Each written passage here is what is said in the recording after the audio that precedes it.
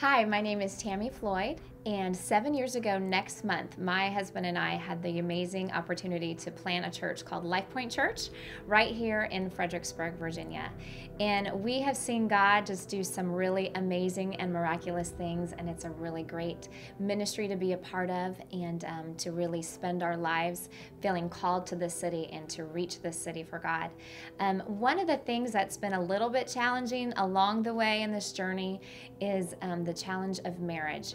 And it's funny because that is always the most important thing, and yet at the same time so challenging. So I'm just really excited to share a few things with you that have been super beneficial to us along the way in this journey, and I'm honored to have the privilege to do that.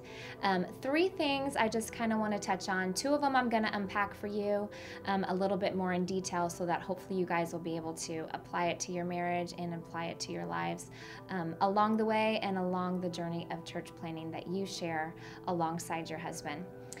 One of the things is that from the very beginning, Daniel and I decided that the priority for us would be our relationship with the Lord first, our relationship to one another, our relationship to our family, and then our relationship to the church.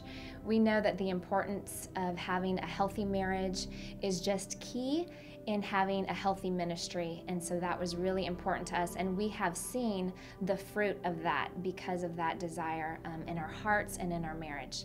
Another thing is just doing what you're doing right now, receiving wisdom and insight from other church planning wives.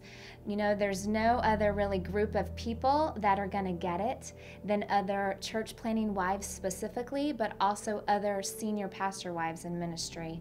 And to be able to have the opportunity to seek insight from them is just really so crucial. And Cindy and Amy, I know, have such a burden for that for you. And so I hope that you will really take the time to seek advice and seek wisdom from other wives. And, you know, every month you have the opportunity to be part of a virtual group where just another group of pastors' wives get together and can really just share their heart and share prayer requests and do different things that can really help you along the way. A second thing for me that's been so beneficial is just the word communicating with your spouse. I know that's something that is kind of like everybody says and everybody does, but I just want to unpack that a little bit more for you and be a little more specific about it. One of the things that Daniel and I do with communication is that we really make a point to get together with every changing season of our ministry here at Life Point.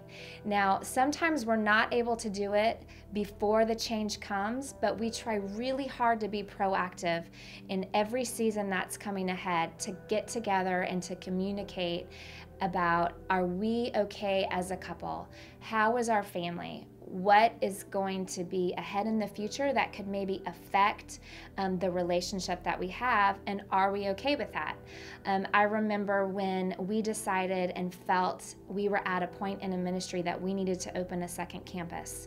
And for us, that was going to be a major adjustment for our family. It was going to take a lot of time. It was going to take a lot of dedication. It was going to take a lot of time where he would need to be away from us. And was that something that we were at a place that we were able to do and move forward in ministry together? And so we took the time to get together and to just say, this is what's ahead and what we have to look forward to, and are we able to do that? And not only that, but what are some things that we could do as a family to set in place ahead of time to make that transition smooth? Now, I'm not sure about you, but for me and our relationship, I have no problems opening up and being very honest with my husband about how I'm feeling. And I just really want to encourage you that if that is not your thing, don't be a stuffer. Just let it out. Choose your timing wisely, but let your husband know really what you're feeling and what you need from him.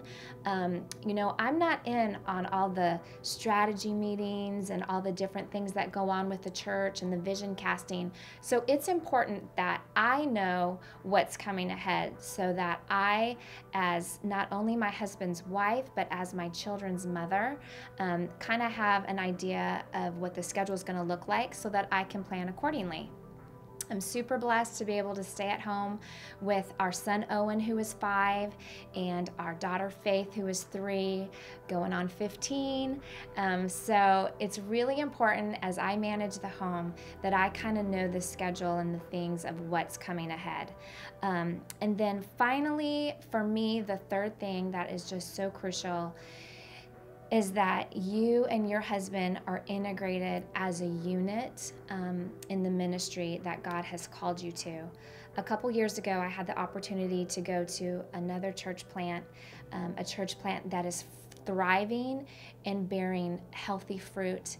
And so my husband and I had the opportunity to go and to just hear that pastor and his wife and hear their heart and ministry. And one thing that she talked to me about that just really stuck out and has since then changed, honestly, the trajectory of our marriage in ministry is that this isn't just my husband's calling, but this is my calling as well. And I don't really think I thought of it that way before. I think I always thought, Daniel goes to the office and he does his thing on Sundays, and yeah, I'm there and I'm supportive, but I didn't really claim ownership in it as well. And now that we've really come together as a couple, and I'm no longer the cheerleader on the sidelines, but I'm out on the field with him, not necessarily doing, but I'm with him emotionally and spiritually along this journey. It has really transformed my heart and understanding just the calling that God has placed on our life as a couple together, and feeling like I'm a part of that really makes me even more excited when I get to go to church on Sundays and get to build those relationships with other people and other families to really expand the kingdom here in Fredericksburg. So I really wish I had a couple hours to sit down with you and have some coffee at Starbucks and just be able to sit and hear your heart and answer your questions. But I hope that these are a few things that can kind of help you along the way in your journey ahead. And I admire you, and I really encourage you in this journey that there's nothing like church planning. It's got its ups, it's got its downs, but stay faithful because God will show himself strong on your behalf.